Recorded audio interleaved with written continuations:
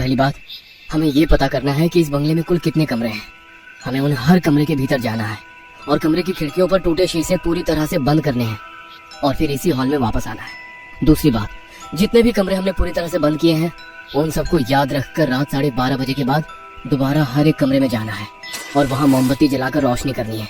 और सबसे इम्पोर्टेंट बात, किसी भी बंद अंधेरे कमरे से या खाली अंधेरी जगह से अगर कोई तुम्हें आवाज देता है तो समझ लेना कि वो हमारा दोस्त नहीं है। सचिन की बात सुनकर सबके चेहरे का रंग उड़ गया। तीनों दोस्त सचिन की एक एक बात अच्छे से अपने जहन में उतार रहे थे। सबके रंग उड़े। चेहरे की ओर देखते हुए सचिन फिर बोलने लगा। जिस भी कमरे के अंदर तुम मोमबत्ती जलाने जा रहे हो, सबसे पहले उस कमरे के दरवाजे के बाहर से खड़े होकर तुम्हें इस बात को कंफर्म करना है कि भीतर से कोई आवाज या आहट महसूस नहीं हो रही।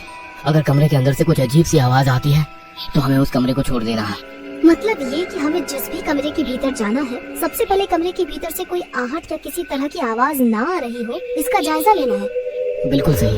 अगर कमरे के भीतर सन्नाटा हो तभी उसका दरवाजा खोलना है और वहाँ मोमबत्ती जलाकर उजाला करने के बाद में जिस कमरे को छोड़ा था उस कमरे के बाहर जाकर दोबारा उस आवाज को सुनने की कोशिश करनी है। अगर सन्नाटा है तो दरवाजा खोलकर हमें वहाँ भी उजाला करना है। एक बात ध्यान में रखना, हमें किसी को आवाज नहीं लगानी। सभी दोस्त सचिन की एक एक बात सांसें रोक कर सुन रहे थे। यार, ये बात तुम यहाँ आने से पहले नहीं बता सकते? नहीं, अगर पहले बता देता तो मस्ती करने के चक्कर में यहाँ आने से पहले ही तुम सब कुछ भूल जाते। बस हो गया, अब तुम डराओ मत, वैसे भी बुरी तरह से फटी पड़ी है। बोलते हुए विवेक टॉर्च की रोशनी इधर उधर घुमाने लगा। सबसे पहले हमें घर के सभी खिड़की और दरवाजे बंद करने होंगे। जिन खिड़कियों के शीशे टूटे हुए हैं वहाँ पर कागज या ऐसे ही किसी चीज का इस्तेमाल करके बंद करना होगा जिसकी वजह से अंदर की रोशनी बाहर ना जा सके या बाहर का अंधकार नजर ना आए। सही कहा तुमने सचिन, सबसे पहले यही काम करते हैं। चलो। विवेक के साथ सुनैना, सचिन के साथ अतुल, दो की टीम में चारों दोस्त घर के दरवाजे और खिड़की बंद करने के लिए निकल पड़े। बंगला कई सालों से बंद होने के कारण दीवारों का रंग उड़ चुका था। जगह जगह मकड़ी के जाले दिखाई पड़ रहे थे। सुनैना और विवेक टॉर्च की सफेद रोशनी में घर के निचले हिस्से की हर एक रूम को चेक करने लगे। कई जगह खिड़कियों के शीशे टूटे हुए थे। उन्होंने बैग में लाए हुए न्यूज़पेपर्स निकाले और पेपर टेप से खिड़कियां ढकने में जुट गए। इधर अतुल और सचिन दूसरे फ्लोर पर जाकर दरवाजों और खिड़की के टूटे हुए शीशे बंद करने लगे। बंगला काफी बड़ा था। एक एक कमरा उन्होंने दोबारा से चेक कर लिया। इस बीच उनका काफी वक्त गुजर चुका था। लगभग 11:30 बज चुके थे। सब दोबारा से हॉल के बीचों बीच खड़े हुए। जिसने जो कमरा बंद किया है वो उस कमरे के बारे में जानकारी दे रहा था। तभी सचिन ने कहा, हम कुछ भूल तो नहीं रहे? सचिन की बात सुनकर सब एक दूसरे की तरफ देखने लगे। तभी अतुल ने कहा, जितनी जानकारी हमें है उसके मुताबिक सब कुछ तैयार कर लिया है। अतुल की बात सुनकर सुनैना दोबारा से सबको सूचनाएं देने लगी। अपने अपने मोबाइल हर 15 मिनट में चेक करते रहना, कहीं वो स्विच ऑफ न हो जाए। मोबाइल का इंटरनेट बंद कर देना ताकि उसकी बैटरी जल्दी खत्म ना हो। हमारे आगे पॉकेट पर लगा और उसके पीछे के कॉलर पर लगे इन दोनों कैमरों को बीच बीच में मोबाइल से कनेक्ट करके चेक करते रहना। सुनैना की बात खत्म होते ही सचिन दोबारा से सबको सूचना देने लगा। यहाँ क्या होने वाला है हमें नहीं पता, यहाँ क्या हो चुका है ये भी हमें नहीं पता, लेकिन जितनी जानकारी हमें है उसके मुताबिक हमें चलना होगा। सचिन को बीच में ही रोकते हुए विवेक बोलने लगा, ठीक है सचिन, पर यार तुम कुछ ज्यादा ही डरा रहे हो। विवेक, मैं ये आप लोगों को डराने के लिए नहीं कर रहा हूँ, क्योंकि हम जिस बंगले में हैं यहाँ से 10 किलोमीटर के रेडियस में कोई इंसानी बस्ती नहीं। इसका मतलब इस सन्नाटे में अगर हम चारों एक साथ पूरी ताकत से भी चिल्लाएं फिर भी किसी तक हमारी आवाज़ नहीं पहुँचेगी। आप लोगों का तो नहीं पता, लेकिन मैंने तो अपनी जिंदगी में कभी इस तरह के डर का सामना नहीं किया। सचिन की गंभीर आवाज को सुनते हुए सुनैना बोली, सही कहा, हमें सब कुछ याद करके रखना है। किसी भी हाल में अपने साथी को अकेला नहीं छोड़ना। अगर किसी बंद दरवाजे की दूसरी तरफ से कोई तुमको आवाज देता है तो पलटकर उस आवाज को जवाब नहीं देना है। अगर दरवाजे की दूसरी तरफ से कोई दस्तक देता है तब भी आपको वो दरवाजा नहीं खोलना है, चाहे वो चीखे चिल्लाए, रोए, गिड़गिड़ाए, क्योंकि हमें फंसाने के लिए वो शक्ति कुछ भी कर सकती है। पर हम यहाँ राहुल को ढूंढने आए हैं। अगर किसी कमरे में राहुल फंसा हुआ हो और वो हमें आवाज दे रहा हो तो क्या करे? विवेक का सवाल जायज था। उसकी बात सुनकर सचिन धीमी आवाज में सबकी तरफ देखते हुए एक एक बात समझाने लगा। बताता हूँ, ध्यान से सुन लेना। मान लो अगर किसी कारणवश हम बिछड़ जाते हैं तो अपनी बात को बीच में ही काटते हुए सचिन ने अपनी बैग खोली और उसमें रखे पेन और कुछ कोरे कागज के टुकड़े दिखाते हुए बोला, इस बैग में 2-2 पेन का सेट है और मजबूत धागा भी है। हमें 2 पेन अपने पॉकेट के साथ मजबूती से बांधने हैं। साथ ही ये कुछ कोरे कागज हमारे बीच वाले पॉकेट में रखने हैं। मान लो अगर हम बिछड़ जाते हैं तो जिस भी कमरे में हमें अपने दोस्तों के होने की मौजूदगी का अंदेशा होता है उस पर हमें अपना नाम लिखकर दरवाजे की दूसरी तरफ सरकाना है, ताकि अंदर जो भी है उसे ये पता चले कि दरवाजे के बाहर कौन खड़ा है। फिर दरवाजे की दूसरी तरफ जो होगा वो उस कागज पर अपना नाम लिखकर तुम्हें दोबारा वो कागज दरवाजे के नीचे से देगा। यही बात राहुल को ढूंढने पर भी लागू होती। सचिन की बात सुनते ही सुनैना ने कहा, मतलब अगर राहुल हमें किसी कमरे से आवाज लगा रहा है तो हमें अपना नाम कागज पर लिखकर दरवाजे के नीचे से राहुल को वो कागज और पेन देना है। अगर कमरे की दूसरी तरफ राहुल है तो वो अपना नाम लिखकर हमें अपने होने की जानकारी देगा और उसके बाद ही हमें वो दरवाजा खोलना है। सब सुनैना की बात ध्यान से सुन रहे थे। उसने फिर एक बार अपने सभी दोस्तों की तरफ देखते हुए कहा, हम सबको एक बात समझनी है, यहाँ पर मौजूद वो आत्माएं अपना नाम नहीं बताएंगी और ना ही हम लोगों का झूठा नाम कागज पर लिखेंगी।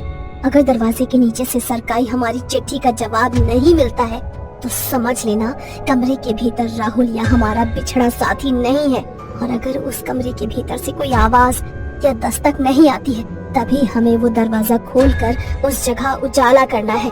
सुनैना की बात सुनकर अतुल हैरान हो गया। सुनैना, लगता है तुमने भी काफी जानकारी इकट्ठा की है।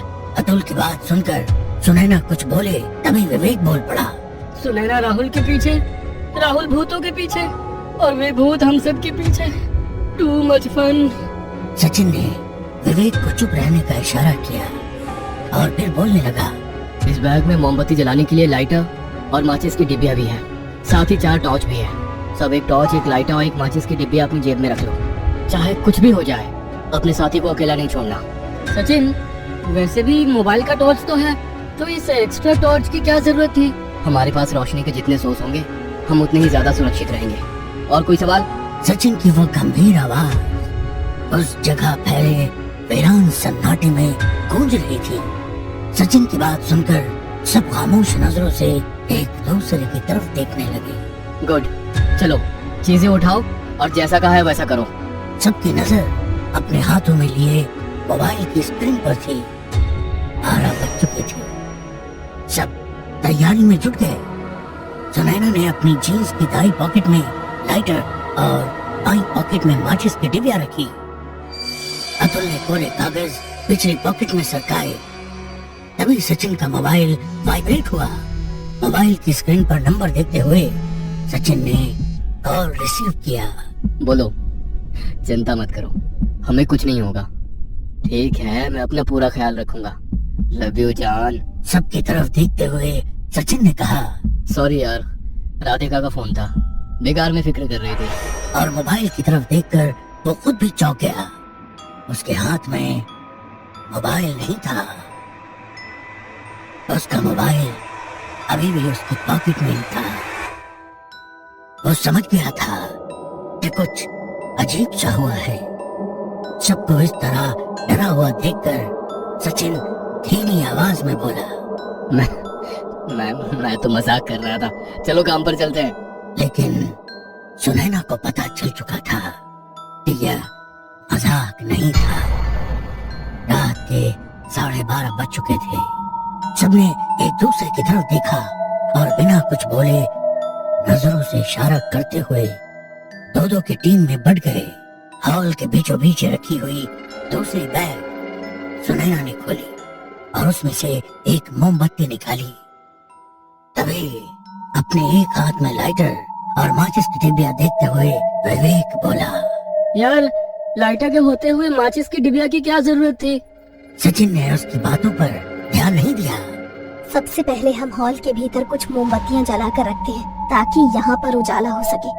उसने टॉर्च जमीन पर रख दी, जेब से लाइटर निकाला और अंगूठे से उसका बटन दबाया, पर लाइटर जल नहीं रहा था।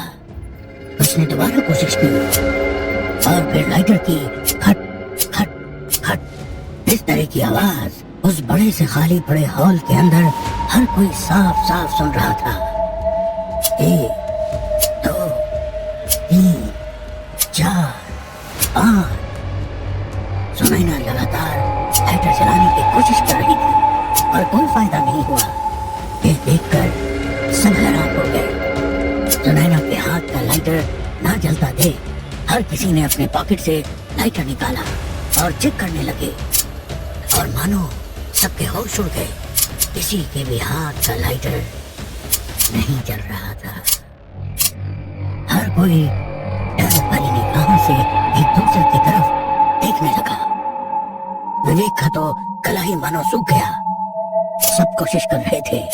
खट खट खट खट उस बंगले के भीतर गहरे काले सन्नाटे में सिर्फ लाइटर को जलाने की आवाज गूंज रही थी, और अगले ही पल सबके हाथ के लाइटर जैसे एक साथ चल पड़े। सब एक दूसरे की तरफ देखने लगे, अपनी सांसें थामकर। हाथ में चलता हुआ लाइटर की पीली लौ को देखते हुए सुनैना ने सब दोस्तों की ओर एक नजर डाली और कहा, शायद खेल शुरू हो चुका है।